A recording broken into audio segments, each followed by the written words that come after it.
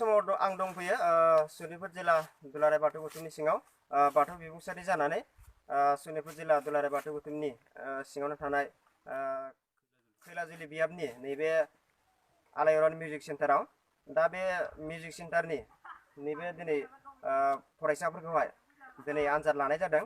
दा बे आनजाद लानायावहाय जोंहा दंफैयो उदालगुरि जिल्लानि सिङाव थानाय कचिं सेन्टारनि गायसनगिरि थानेश्वर बर' लोगोसे दुलाराय बर' हारिमु आफादनि सिनियर फोरोंगिरि दा बिथाङा नैबे आलायारन मिउजिक सेन्टारनि दिनैनि आनजादनि फिथाइखौ बिथाङानो लादों। दा बेवहाय जोंजों लोगोसे दङ नैबे आलायारन मिउजिक सेन्टारनि गाहाय फोथारि दा बिथांजों जोङो दान्दिसे मोगा मोगि लायनो सानदों। गिबियावनो आब'खौ बाथौ बिबुंसारि जानानै बरायग्रोनाय जाबाय। नैबे आलायारन मिउजिक सेन्टारखौ आब'मोना मा थांखि लानानै आरो माला गायसननाय जादोंमोन आरो सोरनि थुलुंगा लानानै मोननानै आब'मोना बे मिउजिक सेन्टार गायसननाय जादोंमोन? जोंनि बे आलायारन मिउजिक सेन्टारखौ जों उदालगुरि जिल्लानि सिङाव थानाय मानगोनां सार थानेश्वर बर'नि हेफाजाब लानानै जों आलायारन मिउजिक सेन्टारखौ जों गिबियाव गायसननाय जादोंमोन। बेखौ जों गायसनजेननाय जायो 24/6/2018 मायथाइयाव। गिबियावनो जों आलायारन मिउजिक सेन्टारखौ गायसनजेन जों गासै 7 जन जों ग्रुप जानानै बेखौ जों गायसननाय जायो।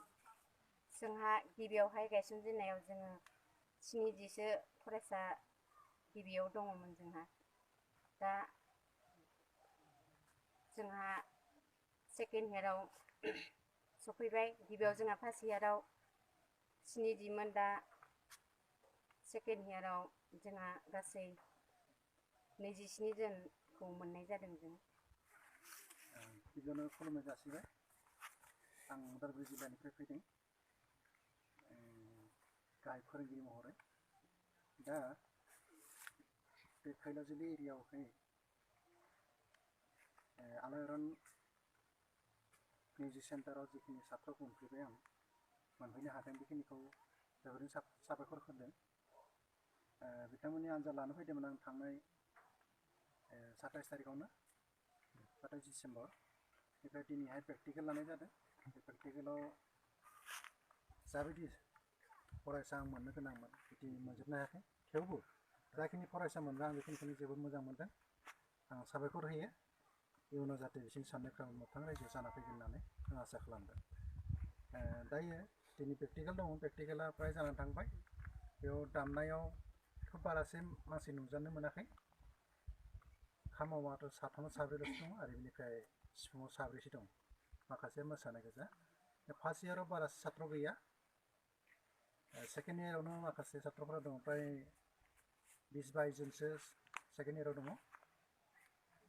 फार्स्ट इयाराव एसे खम नुजानाय मोन्दों। आसाफारि बे एरियायावहाय जाबायदि आफादा जाबायदि साननानै गायसनलांदोंमोन बे आफादखौ, बे आफादाव बिदिनो लैहोर लैहोर फैनानै जिथुनिखि गाव हारिमुखौ फोथांना लाखिनायाव मदद आरो हेफाजाब होलायगोन होननानै आसा फारिनाय थादों। दा जोंहा बे दुलाराय बर' हारिमु आफादा जोंनि बर' हारिनि हारिमुखौ फोथांना लाखिनायावहाय मा थांखि लानानै आथिखालाव खामानि मावगासिनो दं? बर'नि हारिमुवा गोदो जाबायदि थासारियाव दंमोन बे थासारिखौ एसे दोनबोनानै आथिखालाव एसे जौगाबोबाय। गावखौनो गाव एसे बुजिनो हाबाय जे बर'आदि मोनसे हारि, बेखौ गावबा गाव फ्राय सिनायनो हाबाय। बे हिसाबै आंबो नाजाबोनाय जादोंमोन। 1991 मायथाइनिफ्रायनो आङो फ्राय बर'नि हारिमुखौ आं फोथांबोनो नाजाबोदों आरो बे लेखा दिनैसिम सोलिगासिनो दङ।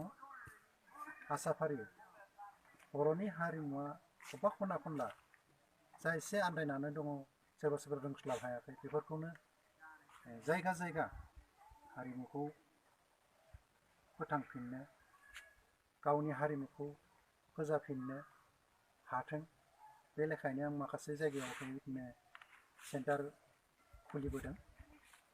बे सेन्टार खुलिनाय दिनैसिम 12 जाबाय।